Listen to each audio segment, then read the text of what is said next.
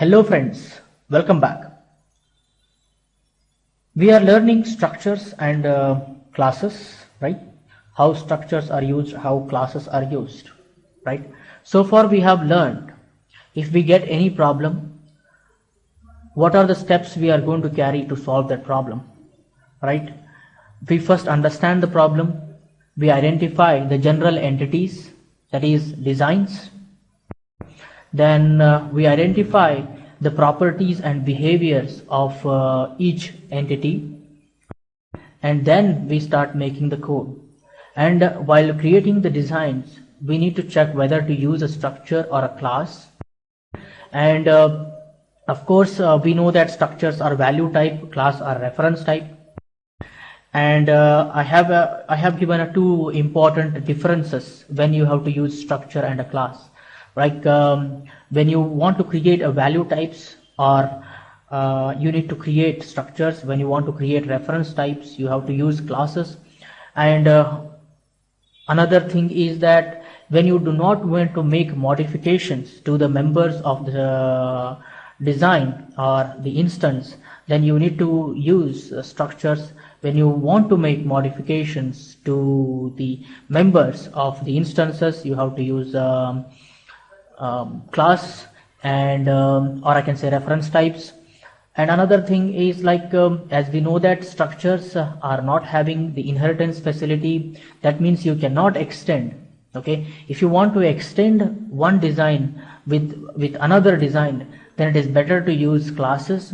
And another difference I can say is like if you want to use an instance or an element for a short-term calculations or short-time operations, you can use structures. And if you want to use something for long-term operations, store them for a longer time and use them, then you will be using the reference types. These are the now what we are going to do. And also we have seen the constructors, right? How constructors work. Like there are three different types of constructors. Parameterless, which is actually a default constructor available behind the scene. But one thing we have seen that you cannot have external or explicit. Explicitly you cannot mention a constructor in the structures, whereas you can mention explicitly a constructor or a default constructor in the class. And we have seen there is a parameterized constructors which you can explicitly write, and copy constructors. We have seen how we create the instances using the structures and classes, right? Okay, now what we are going to do in this class is we are going to tackle some other problems, and we are going to see how do we create design for them, or we will identify the different designs, and after that we identify their properties and behaviors. Then we write some simple codes, and we will see some real-time examples in this class.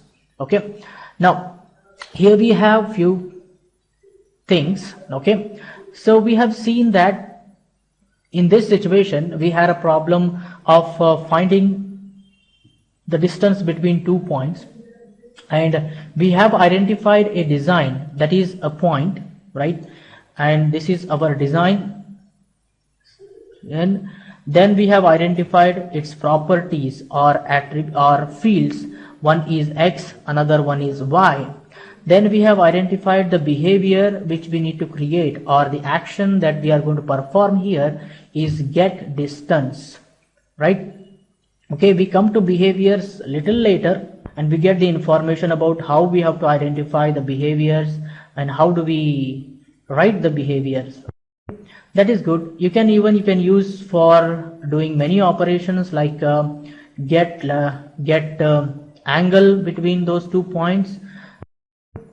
So we have identified like this, and based on the point we can create the actual instances P1 and P2, right? So P1 and P2 are our instances. Now here we have another problem. So here let us take, you have a rectangle, you want to represent a rectangle in the code, and maybe you have a problem where you want to find out whether two rectangles overlap on each other or they are away from each other. Now you might be having more than one rectangles in the scene, right? Here is one rectangle, maybe you might be having another rectangle here. So rectangles are going to have four important properties. So the design is rectangle. First thing we identified is rectangle is the design which we need to create, and it is going to have four fields or properties, we can say x, y, width and height, HEIGST, height. Those are the properties we need.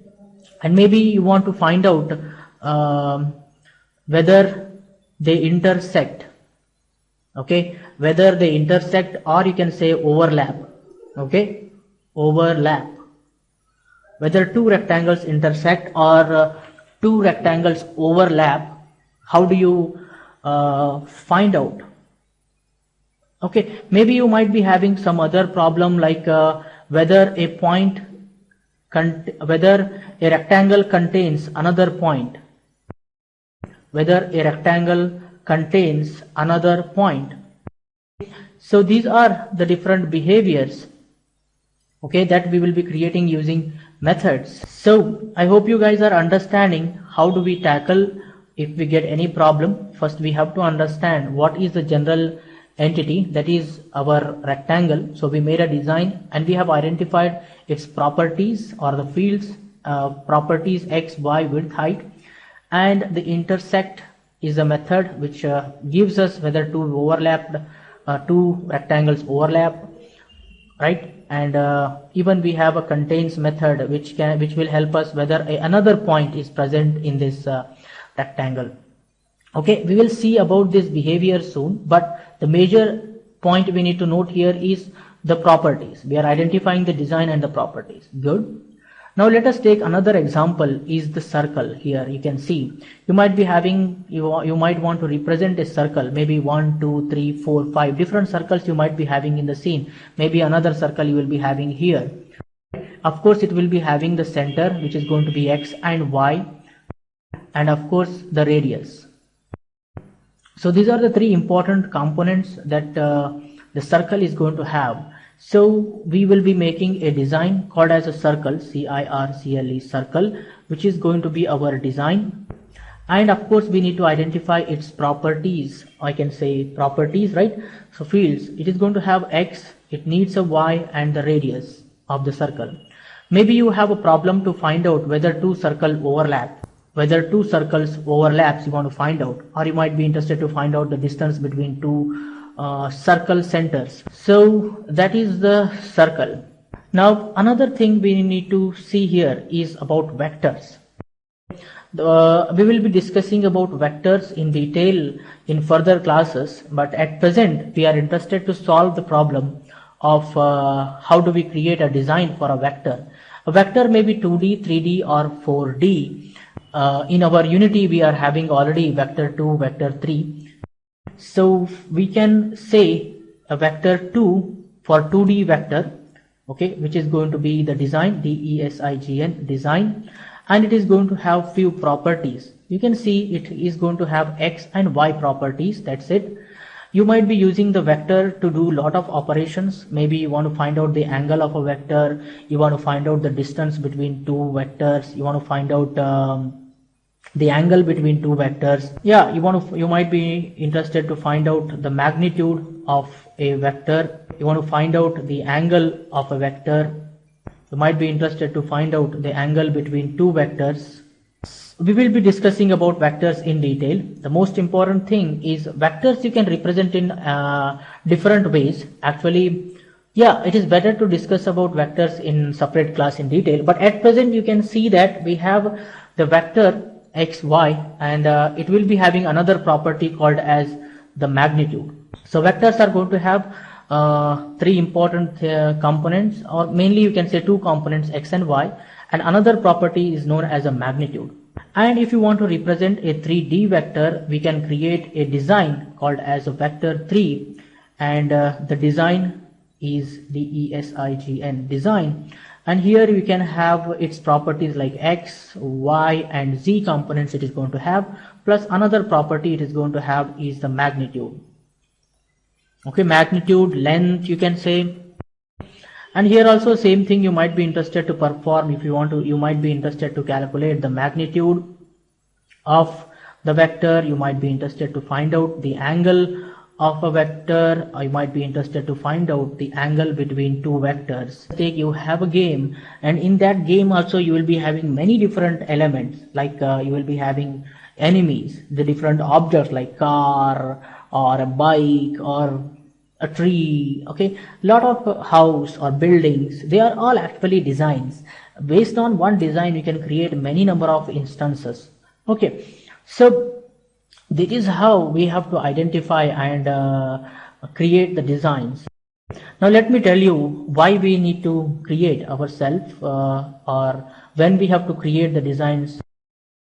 Here you can see that there is an important class called as a transform. Okay, the transform class has few important variables of vector 3. Can you see that here we have a vector 3, and a vector 3, a local scale, local position is a vector 3. There are quaternions, right? Lossy scale.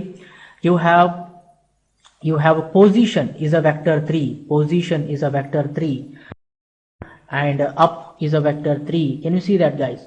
Now we will be working with vectors and classes. Okay, there are already predefined structures which are, you can see, vector 2, right? You can see that they have already a vector 2 which is a structure. Actually they would have created a class also, but they created a structure. There is no class called a vector 2.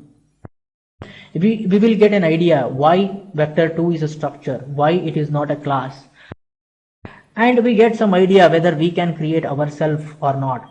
And you can see it has two components, x and y, which are fields, right? And many other methods, like another property called as a magnitude, right? That is what we have listed here, x, y, magnitude, right? Vector 2. And you can find out the angle, you can get the distance. So there is a lot of things, there are a lot of things you can perform. Even you can see some operator also are there. We will see operators later, how you can use the operator overloading to use them with structures or class. That's okay. And let us take another example, vector 3. There is a structure called as vector 3. It's not a class, guys, and it has components x, y, z, and there are many other components. Also it has a component or a property called as a magnitude. You can see that we have listed out x, y, z. Of course there will be many properties, many behaviors. We need to identify and put them in the code, and based on these vectors, okay, this one should be vector 3, guys. I have written here vector 2, excuse me for that. This should be vector 3.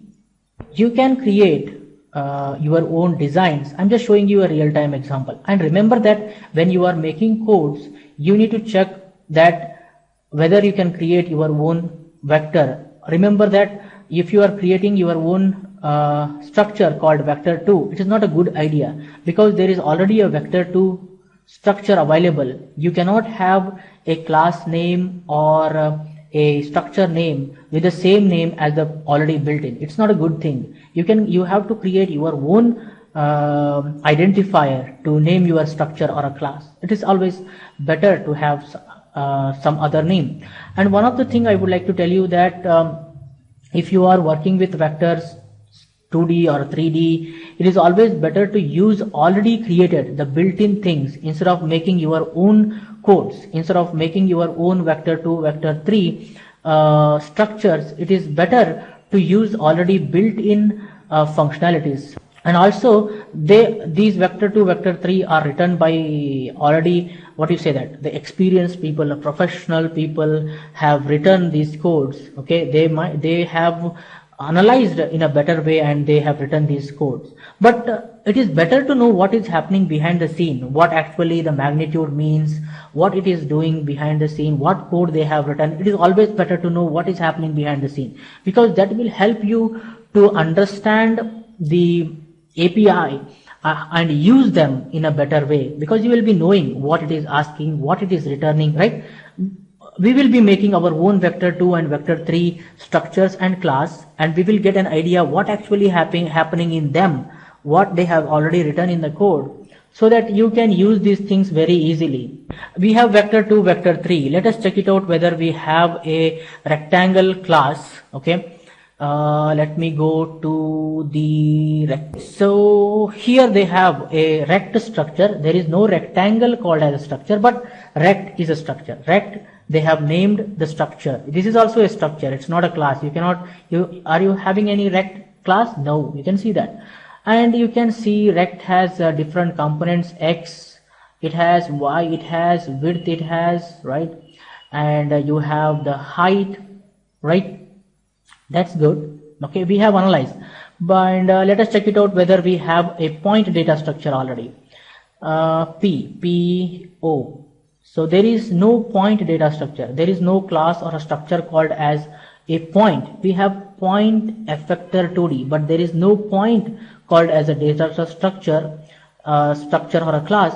That means I can create my own design called as a point, so that I can use that design wherever I want. Then do we have a circle? Okay, I want to solve this problem called whether two circles overlap or something like that. Circle, let me check out whether the circle is already there in this list. And you can see that A, B, C. There is no circle called as a data structure in the C. We have circle collider 2D, but there is no circle called a data structure. So it is better to create our own circle to solve this problem, right? A circle. If it is already there, circle, if they have already written, it is better to use the already created data structure. Now what we are going to do means we are going to create these things. Already we have created the point design with X and Y fields. We have not written any designs, behaviors. We are going to create rectangle, circle, vector 2, vector 3. You can create any other data structure too, right? Anything you would like to. You just need to analyze your real world and start making the designs and codes. Okay. Anything else I would like to tell you in this one? Yeah. Another thing is, please remember, it is always better to keep the properties or attributes or the fields or behaviors in an alphabetical order. Can you see here? B, then C, D, E is not there, F is not there, G is not there, H, right? You can see these names are in an alphabetical order. It is better to keep in an alphabetical order because it is easy for us to locate. Okay. Okay. One more thing I would like to tell you about Unity's documentation.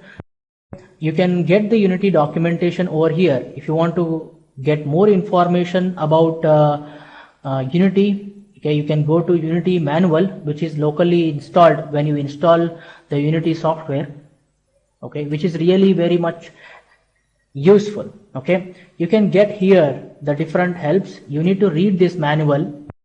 If you read this manual regularly, at least 2, 3, 4 pages, if you read every day, just within few months you will get about Unity a lot of information. Here you have scripting API, which helps you to get the information about scripts. How do you write script, what and all. Okay, you get a lot of things. So here you have the Unity engine, which is our main namespace with which we will be working. And Unity engine namespace has many different namespaces and classes. One of the major part I would like to talk about is classes. If you click on the classes, you can see all the classes over here, and their information you can get in this place. Now let me show you about let us go to the vector 2 we have just now seen. Okay, the vector 2, if I click on the vector 2, you can see its information. You can see representation of 2D vectors and points. You will be using to represent a point or a 2D vector, you are going to use vector 2. You need not to use a point class or a structure to represent a point. You can use a vector 2. We will be working with vector 2 and vector 3 only to represent point and all. Just for our information, how do we create? And also you can read this documentation here. X indicates X component of the vector. Y indicates Y component of the vector. Magnitude indicates returns the length of this vector. You can read this documentation to get more information. Okay, you have vector 2, you have vector, you can see all these different classes and read them. What is a transform class, what are the components it has, the variables, the functions. You can read all this documentation to get more information, and also you will get a lot of examples how to use them. That's interesting. That is about the documentation, guys. I just want you to go through this documentation, get more information. Now what we are going to do, we are going to represent all these things using the structure and class. We will be working with these data structures only for the next many classes to get the better understanding when to use a structure, when to use a class. We have already made a point data structure which is going to have only two components, x and a y. Now what I am going to do is, I create one notepad file here so that we can keep all the files codes there. New text document. Let's take designs, DESIGNS, designs, and in this place I am going to paste all the designs which we create. Okay, so I'm going to delete this, and you people have to understand what I am writing. Okay, so struct point is the design, and we know that the structure is not going to have explicit parameter less constructor, so we will be creating a parameterized constructor called as a point, and it takes two values, float x, float y, and it says this dot x equal to x, this dot y equals to y, right? And I can create another constructor which is a copy constructor which we will be using to copy one point to another point, point p point I can say. You can give any other name. I am just using parameterized parameter, so p point I'm mentioning, or I can just say here the value. Okay, value is another point, or I can say other point. Okay, you can write any name. So this dot x is equal to other point dot x, this dot y equals to OTHER, other point dot y. That is our data structure for the point, and we can create the point. So we can create point p1 is equal to new point, which will help us to create the point with default values. Point p2 is equal to new point, which helps us to create the point with our values according to our requirement. We can mention 10.4 or 20.5f, right? And we can create another point p3 is equal to new point, which we can use for copy constructor. We can make a copy of another point, maybe copy of p1, maybe copy of p2. Okay, this is a code for structure, and we just save it so that we should not have any error message. Let's check it out. Do we have any error message? We don't have any error message, just warnings because we are not using them. But that's okay. I just copy this code. We have seen already how this code works. I keep it aside somewhere over here.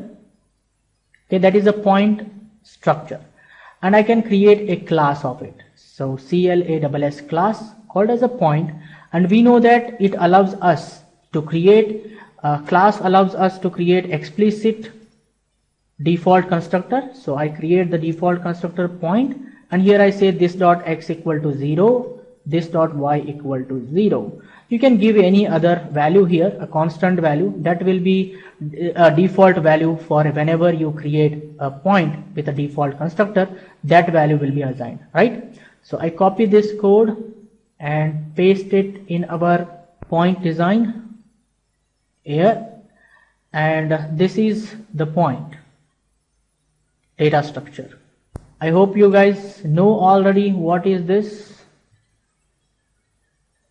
Let us create another design. The another design that we are going to create is a circle. Let us take circle I want to create. So how do I create a circle? Very simple. A class name is going to be circle. That is our design. and circle is going to have x and y, that is actually the center of the circle, and of course it is going to take another parameter called as the radius of the circle, right?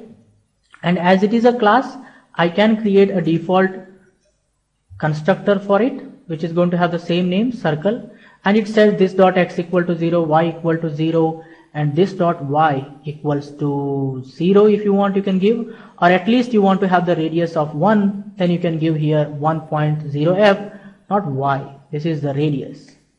So here we have set the radius. Okay, then here you can ask for x, y, and ask for the radius. So I mentioned here p radius, radius, the name I'm using p radius, and this is going to be a circle parameterized constructor. This dot x equal to x, this dot y equal to y, and this dot radius is equal to p radius. That will give us a radius, or I can simply use radius, better, the short form. Can use radius, right?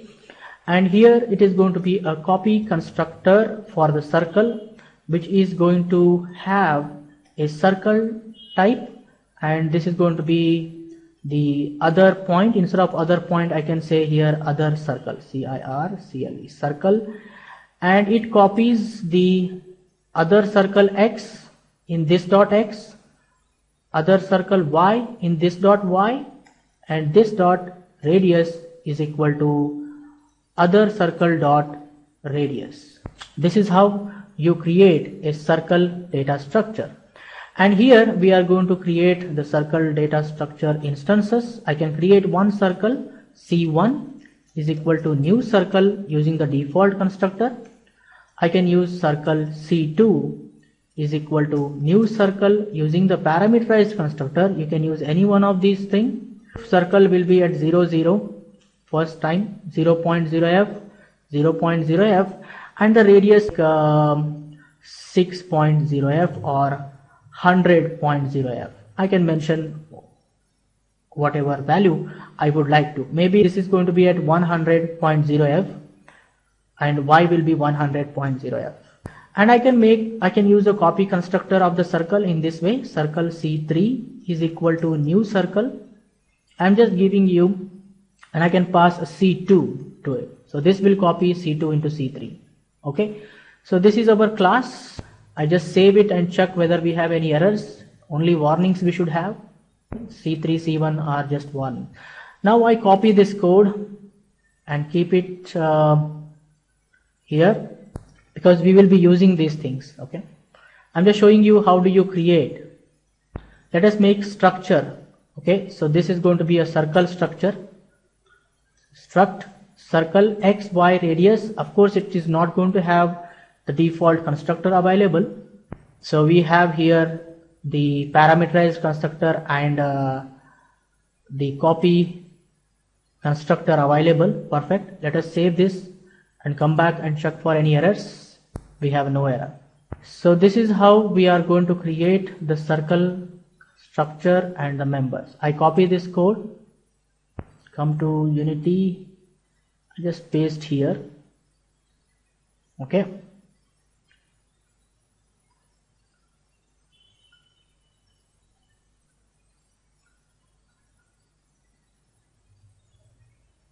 Now we have represented the circle design with X, Y, R and its constructors. I want you people to try yourself for rectangle, vector 2 and vector 3. In the next tutorial, we will be seeing how to represent vector 2, vector 3 using structures and the class. I think for this tutorial, this much is enough, guys. I hope you guys are understanding how do we represent the designs and how do we create the instances using their constructors. See you in the next tutorial. Keep learning, keep coding.